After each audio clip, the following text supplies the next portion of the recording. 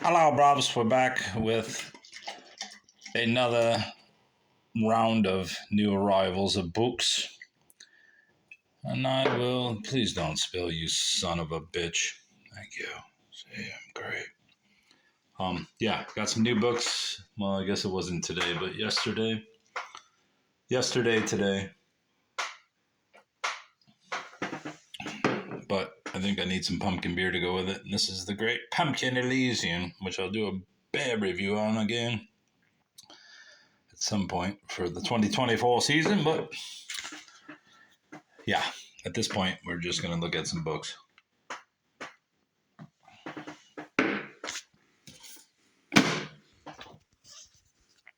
The Philosophy of Jean-Paul Sartre. Thought this was an older edition, but then I turned it over and it's got a fucking ISBN, so yeah. The unique selection presents the essential elements of such as life work are organized systematically and made available in one volume for the first time in any language. I mean, I've read some Sartre. Isn't he the guy that said, I'm thinking of somebody else that said, I am, therefore I think. Who is that? Was that Descartes? Descartes.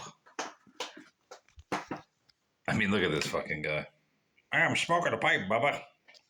Smoking a pipe. Smoking. And I got a fur fucking lined collar. Get out of my life, you son of a bitch. Now look at this. See, the thing is, I actually...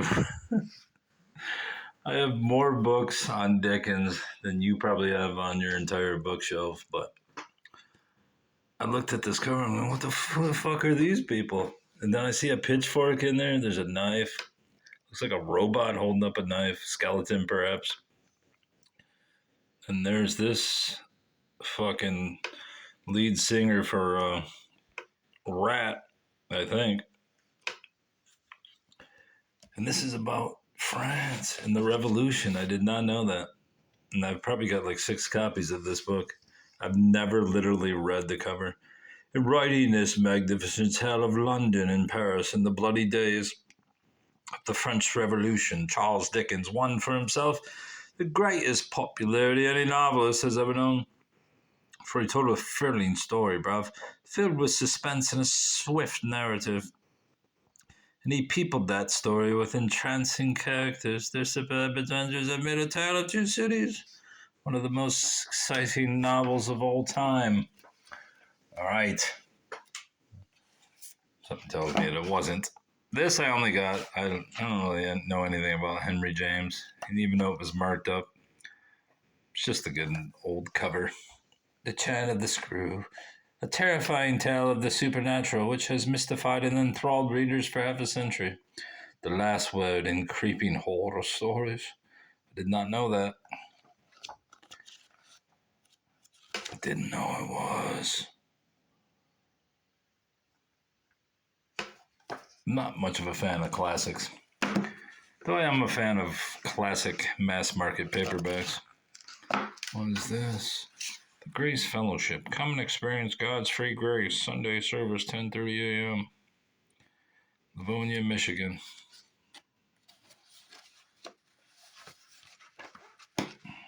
What year was this? 60? I don't think that's correct. Since it is ISBN, it's probably 70s or 80s. Notes from the Underground. And the Grand Inquisitor by Fyodor Dostoevsky. I've also not read anything much at all, but I've read a couple chapters and I'm like, this isn't good. I mean, look at this. Introduction. I can't read an introduction. Ruth Montgomery, A World Beyond, the first eyewitness account for the hereafter from a world-famous psychic, Arthur Ford. Wait. The first eyewitness account of the hereafter from the world-famous psychic Arthur Ford. Why the fuck is Ruth writing it? I have so many of Ruth Montgomery's books. Never really even opened a page. But this is a classic. What year is this? 72? Thought it was 60s, but 72. Got a bit of a jizz stain, bruv. Yeah, the cover looks like it's 50s or 60s, but Must have put a vintage one for even then. Famous last words, fond farewells, deathbed diatribes, and exclamations upon expiration. Compiled by Ray Robinson. Didn't he play for the Fab Four or the Fab Five back in the, what was that, the 90s? University of Michigan basketball? Maybe not. Let's pull open some of these classics. My mother did it. My mother did it. Arnold Rothstein.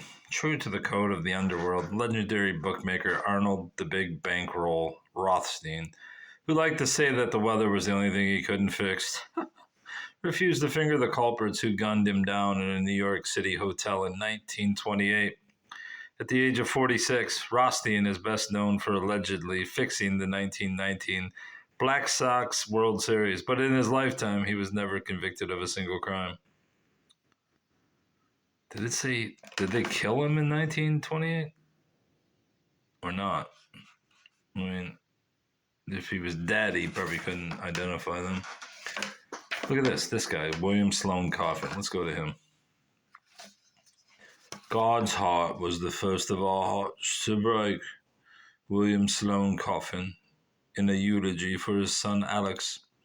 The Reverend William Sloane Coffin, former chaplain at Yale and senior minister of the New York Riverside Church, was an early protester against racial segregation and America's involvement in Vietnam. His eloquence was never more evident than at the memorial service for his son Alex, who died in an automobile accident in 1983 at the age of 24. That is pretty sad, buddy.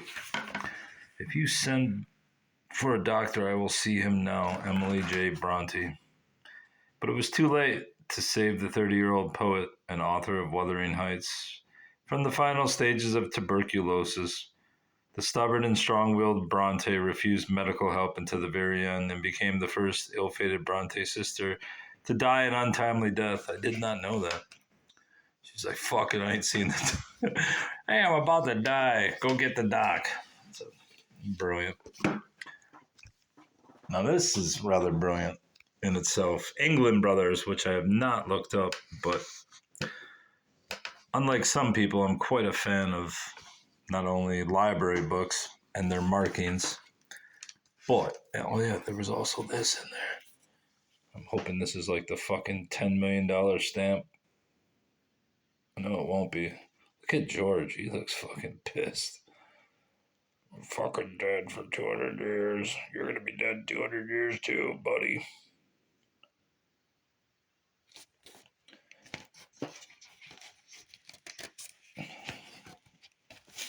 So yeah, I don't know who England Brothers were. Main floor, phone 5611. I assume it was American. Some dickhead tore off the book plate, which would have been very helpful. Very helpful? What am I, fucking Eva Gaborno? Very helpful. The book itself I don't really care about, but maybe there are some tags in here besides this George Washington stamp. I don't see them. I believe it was from the 40s, was it? First edition, 1946. So England Brothers, I'll have to find some stuff out about them. Rental library, main floor. Very curious.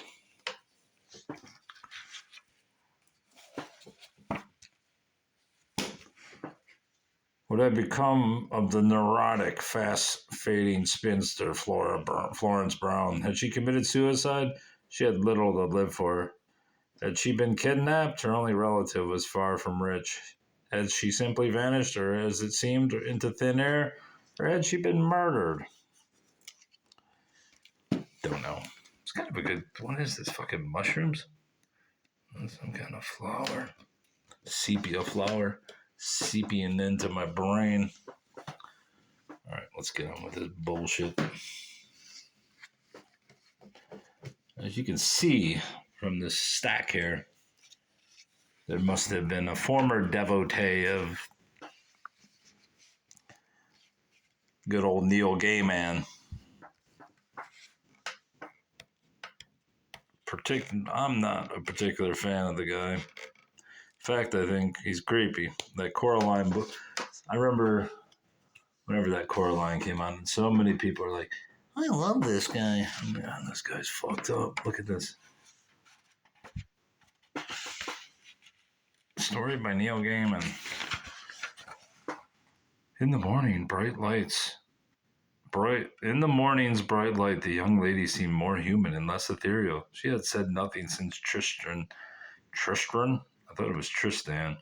Had awakened. He took his knife and cut a fallen tree branch into a Y-shaped crutch while she sat beneath the sycamore tree. Listen, I always thought this guy was a weirdo. And now that people are trying to cancel him, I don't know if he's been canceled. Let me look. I meant to look this up earlier. How do you spell it? Neil? N-I-L. Gaiman. Has this fucker been canceled or what? Neil Gaiman's hit Netflix show axed after sexual abuse. I mean, what an ugly motherfucker this guy is. Neil Gaiman's Dead Boy Detectives is dead, boys. Neil Gaiman's hit Netflix show axed after sexual abuse allegations. Was he just like banging random fangirls, or I assume they're fangirls.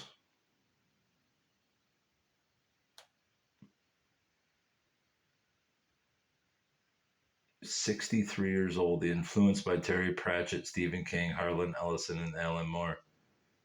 I wonder why I don't like him. He's had like 12 spouses. Or did this Amanda Palmer lady divorce him after the sexual scandals came out? Anyway, my assumption is that somebody used to love this guy, but now they find him repulsive, which is great for me because I don't like him either. But now I have a even bigger collection. I will show those in a minute. These, I think, obvious are just like comic or graphic novels. This will probably never come off, and it's botched, but whatever. So my guess is some 34-year-old former fan said, fuck this guy. He rapes women. Maybe he did. I don't know. I mean, look at this shit. It's basically manga. Never trust the manga-ease. Manga-ease. I mean, manga is something you serve to a 14-year-old and say, hey, here you go, buddy. This is some great stuff. But when you're like 62 and you're still in the fantasy world, it starts giving me the Hiroshima creeps. Manga is something that basically comes from a defeated country after war. And not necessarily the cartoon stuff, but it's just like the weird stuff. Like, I mean, remember that Aeon Flux show that used to be on MTV where the fucking chick would like lick inside someone's ear and the tongue would like coil? I'm just like, what is this bullshit? It just gives me a creepy pedophile vibe. I mean, why is like a 50-year-old man writing this shit? It's creepy. So yeah, now I've got 47 more Neil Gaiman books, even though I do have this Norse mythology. I already have a copy of this. At some point I plan, maybe I won't give out free stuff, because if I send someone a book, they'll be like, hey, I know where he lives. Like I have 5 million followers, but I still don't want even one person knowing where I live. I guess I could just send it without a return address. Yeah, so there's that. The Ocean at the End of the Lane, a novel by Neil Gaiman. Novel about the truth, some wonderful, some terrible, that children know and adults do not. What's that tell you? This guy has all kinds of sexual allegations against him. He's writing books for kids. He's got creep written all over him. The Graveyard Book with illustrations by Dave McKean. My collections have nothing to do with anything. If I see, like, I've got a collection on nuns. I've got a collection on what's his name? Sherlock Holmes. It's probably approaching 30 books now. I've got a growing collection on Neil Gaiman. I was hoping that a couple of these were autographs, so I could sell them. But yeah, the Graveyard Books, Smoke and Mirrors, Fragile Things. Yeah, it's all this like kid stuff. What the fuck is it? Pig gig gumple. These people ought to know who we are and tell that we are here. He's always creeped me out. I didn't like him. I am writing for you young adults. Does he even have kids? I don't know. Oh yeah, I forgot about my beer. What's up, pumpkin?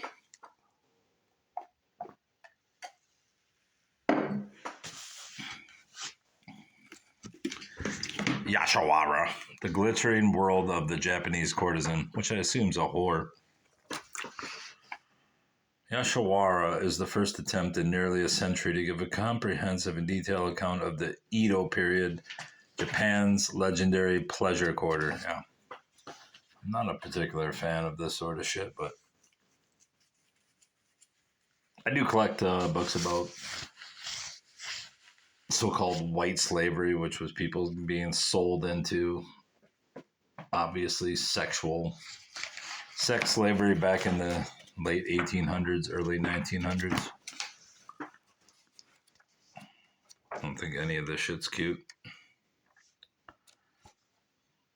But at least Japanese people are interesting. What are they playing with their vag? What the fuck is this? Hey man, I'm just very curious. No, you got mental issues, buddy.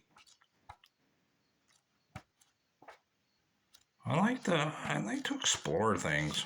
Here's an idea. Explore not being a cretin. That's the biggest exploration that's ever been done.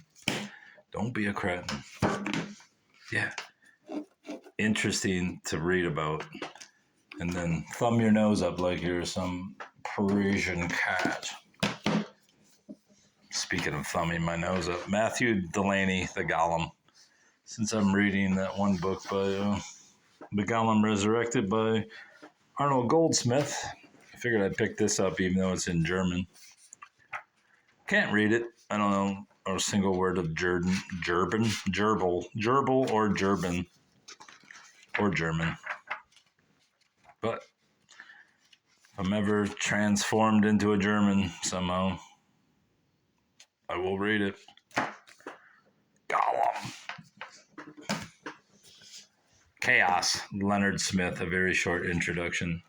If you know anything about books, you've come across these short introduction books, which are basically the size of a mass market paperback. Do I have one there? I do. That's Little Mass Marquee, and that's basically it's a pocketbook. Mass market, more or less pocketbook. Basically the same thing, but yeah, basically the same thing. It's just this is even shorter, so obviously, I mean, that's a pocket on a fucking awful big pair of pants. Very short introduction, Oxford University. This book I shouldn't have got. I should have got the book about, what's that some bitch's name? Tom Hanks, who I actually used to like when he first came out. But I should have got Tom Hanks. Actually, I was meant to get Tom Hanks because I do believe the stories about Tom Hanks being in the Illuminati and him making little eye gestures and saying creepy stuff about eating kids or something. I don't know what he said, honestly. But yeah, Richard Hugo, I have no interest in this guy. I wouldn't say Bukowski tastes in poetry, but I have Bukowski sympathies against modern poets. They're awful. But doesn't make me bitter towards the art of poetry, which is rather great. It's just that poets like James Dickey, Richard Hugo, Jory Graham, they're not poets. They're basically just diarists who write in poetic form. My grandmother's chicken noodle soup tastes like the old days. I mean, no. There's nothing of permanence in that bullshit. Nothing. Nothing that will resonate 200 years from now. I mean, people will probably be eating humans in 200 years and not chicken. But, I mean, my grandmother's chicken soup was great. This book, and I only know the name because I've seen it bandied about in so-called bibliophiles, bibliophile channels with Sarah Maas. Hey, Archer, how was she going to fake his death? He was so popular and so recognizable. She still couldn't imagine him having a connection to whatever this underground movement was. But if he was on the King's list, then perhaps the years since she's been blah, blah, blah. I mean, it's fucking rubbish. This isn't even... Listen, you're not a bibliophile if you read Sarah Maas. You go to Barnes & Noble and you pick up this basic tombstone of illiteracy. You're not a bibliophile. You're a fucking destroyer of the natural environment of trees.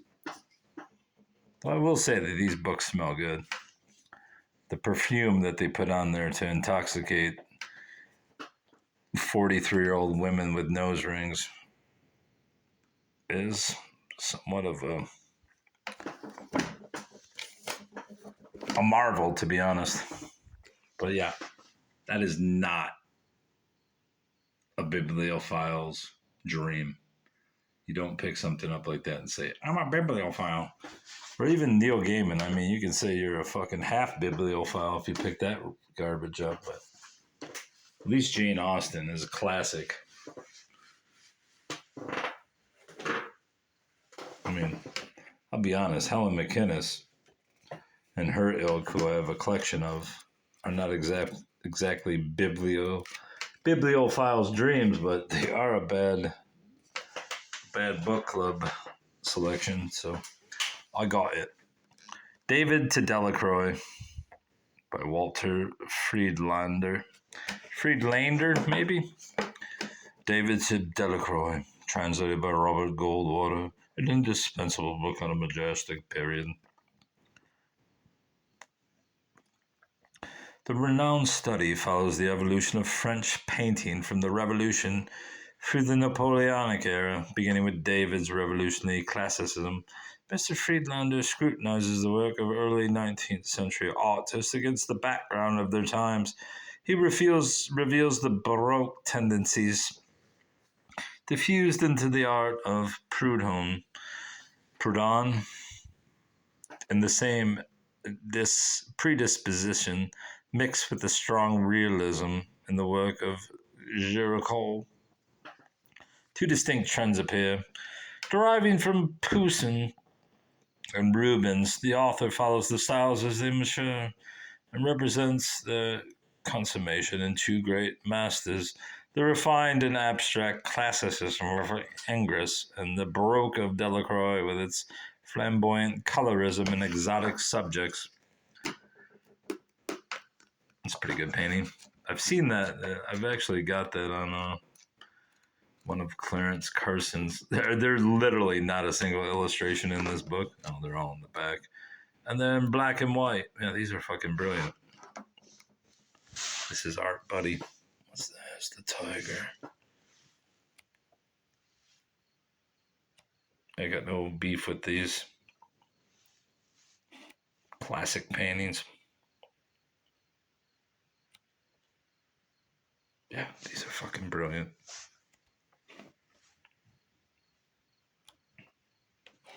There is permanence in these, bruv. Permanence. Study of a dead man. Is that Chris Rock? The Chris Rock of antiquity? Kind of looks like Chris Rock, honestly.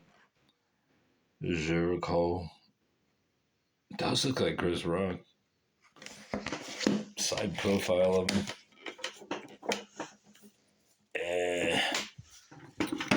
F. Scott Fitzgerald. This side of paradise, obviously, it's a Barnes and Noble. Yeah, Barnes and Noble classic. I'm a bit prejudiced against F. Scott Fitzgerald just because, by proxy of knowing Hemingway, being familiar with Hemingway and having read much about Hemingway, especially in relations to Adriana Ivancic. But Hemingway was quite cruel to Fitzgerald, and Fitzgerald was, I wouldn't say he didn't fight back, but I don't think he wanted to be bothered by it. But Hemingway seemed mercilessly cruel to this guy. And I have to admit, I've never read a single word by Fitzgerald. But I have some contempt for him because even Hemingway, who could write A Farewell to Arms, which is not exactly masculine, devalued this man. But eventually I'll read something by him. I have one of the off novels of Fitzgerald. Maybe I'll read them at some point. I don't know.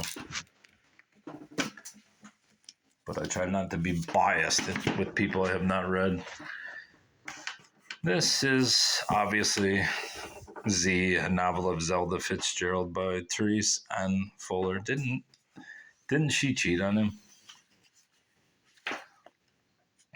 Was she cheating on F. Scott? What was his first name? Frank? Hey, Kathy Polison, dear family, on Friday at 10 a.m., Ava will be receiving an award as our May leader for our Wall of Fame. Please join us in the gym if you can to see her awarded and take pictures if you wish. Shh, it's a secret. She won't find out until the assembly. Congrats on having a leader by Miss P. I mean, you could at least take in the fucking personal note out.